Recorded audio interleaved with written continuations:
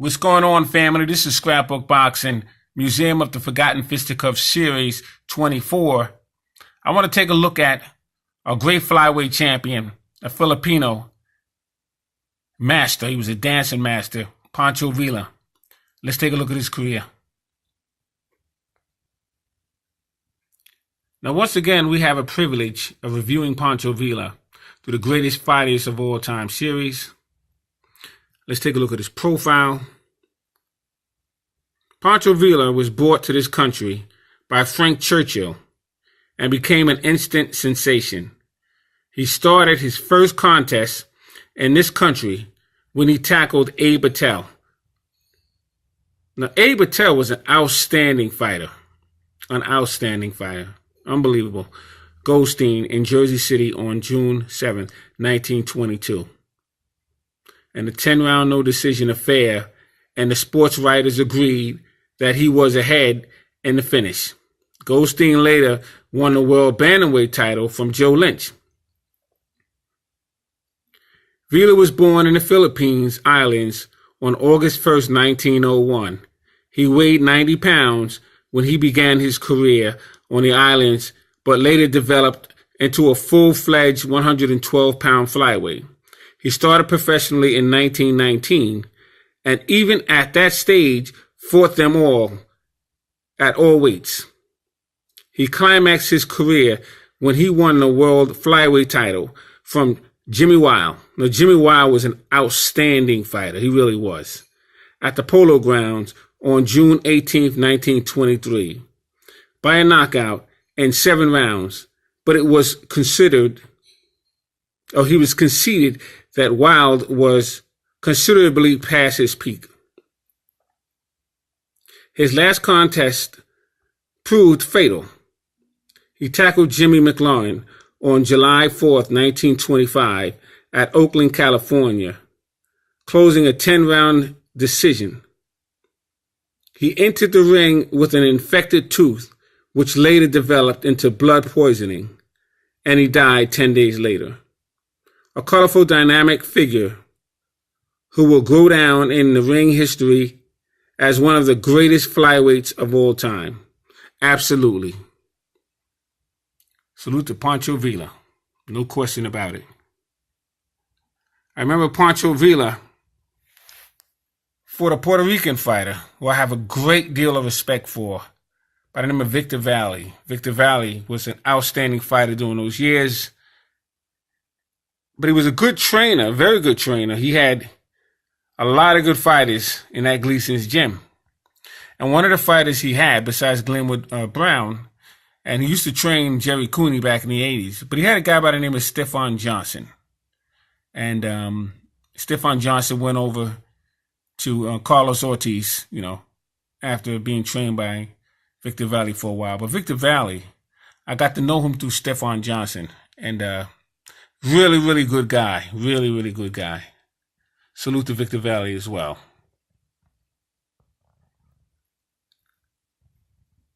So let's take a look at some of Poncho Villa's fights.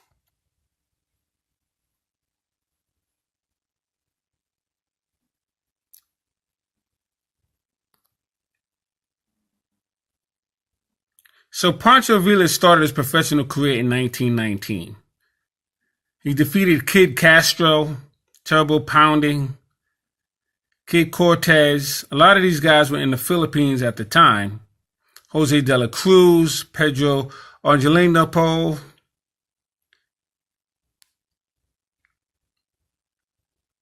And he kept on fighting and kept on winning. He would lose one to every 20 he would win. Outstanding fighters. You could just look at his profile. Kid Garcia. Eddie Moore.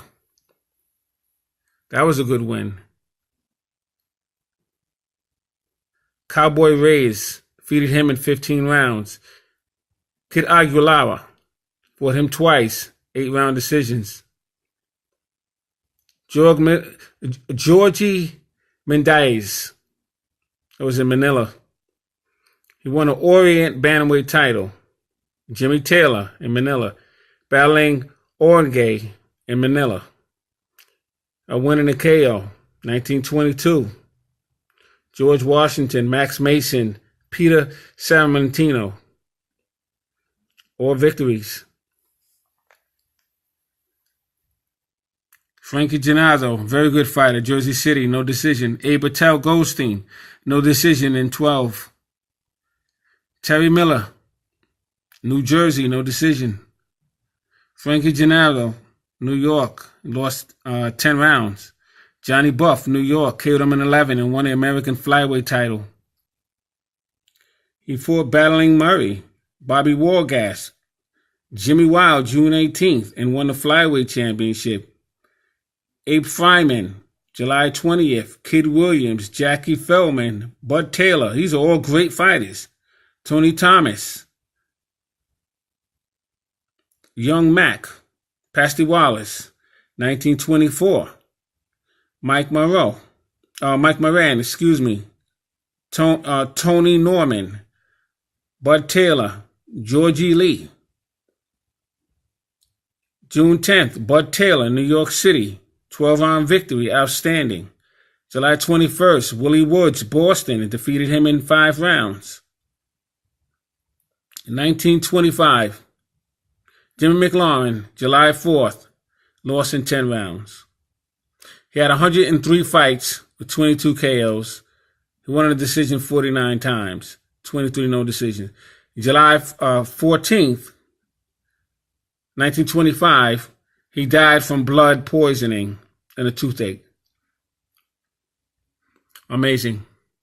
Outstanding fighter. Let's take a look at him in the Police Gazette scrapbook. Poncho Villa dies, victim of infection in the jaw. World flyweight champion succumbs to an operation of San Francisco hospital. A man of dignity in the ring. Wise, was mental. Unbelievable.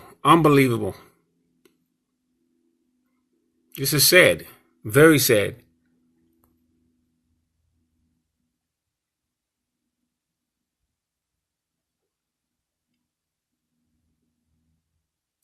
What he could have turned out to be, if his career wasn't cut short.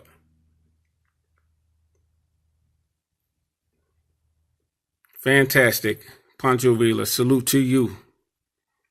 Great fighter.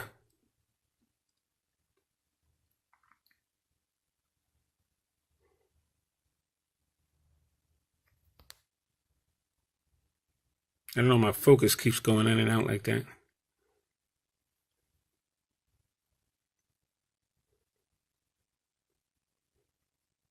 Salute to Poncho Villa, great fighter.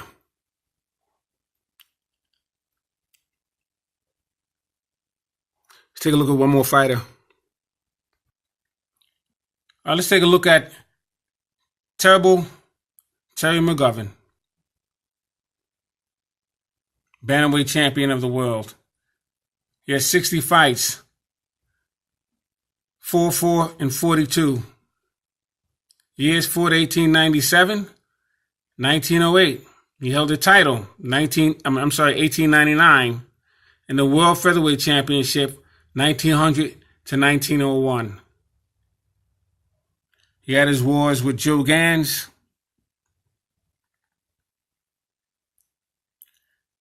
He also fought Kid Dixon, George Dixon, better known as.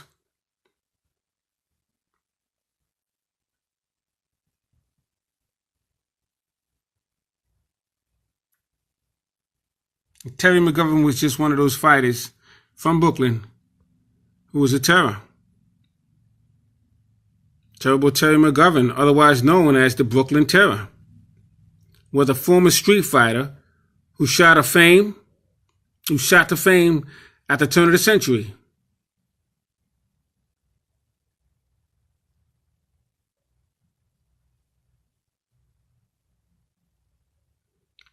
He had a short temper. He snapped against young Corbett at Hartford, Connecticut in 1901.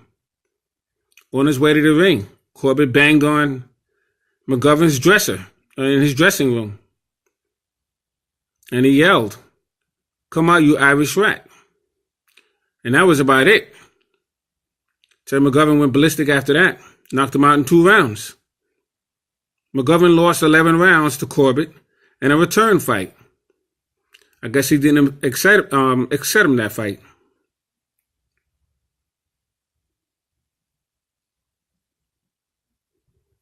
So he fought.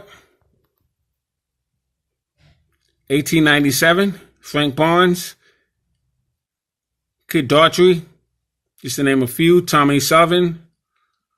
These are all wins.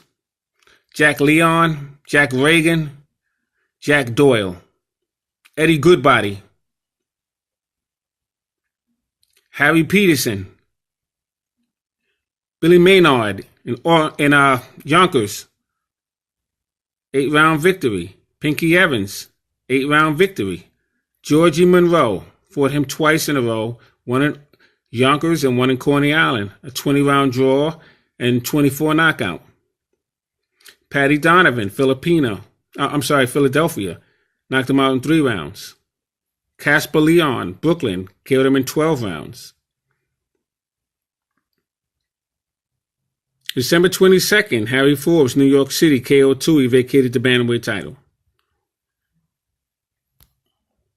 Salute to Terry McGovern.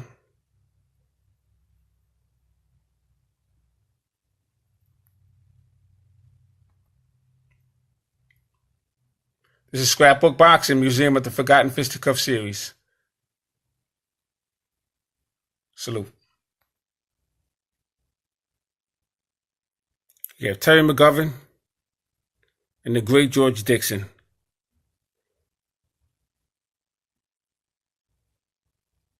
Little Chocolate. Salute to George Dixon. He once beat up a white fighter so bad, they outlawed boxing for many years. This is an outstanding little fighter. Salute to George Dixon.